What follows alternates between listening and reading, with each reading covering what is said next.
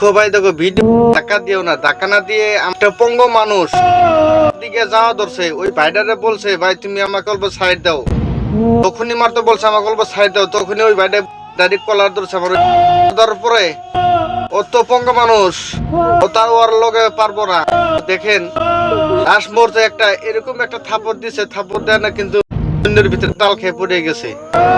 যদি তার হাত পা থাকতো তাহলে কে এরকম করে মারার তো পারতো না, তার হাত নাই পাও নাই কারণে আজকে থাপড়টা যে মারলো, তোর বিবেক কি বলবো কি আর ধরে না নাকি মানুষের ভিতরে ময়দা নাই নাকি? তুই তোর ভিতরে মানুষের ময়দায় থাকতো নিশ্চয় তুই ভাই এইভাবে মারতি না।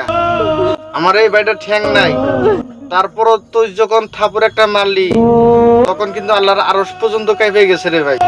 না তুই কোন মায়ের সন্তান, আমি তোরা যদি সামনে পাইতাম তোরে সাইসেন করে ছাড়তাম। আজকে তার হাত নাই পাও নাই, যার কারণে আজকে তুই এই কামটা করতে পারলি, কিন্তু আল্লাহ সহ্য করবো না, কিন্তু আল্লাহ ছাড়ে না, সাথ দেয় কিন্তু ধরলে আল্লাহ ছাড়ে না। তো এই সকল মানুষের জন্য আমি দোয়া কামনা করি যাতে আল্লাহ তাদের ভালো রাখে।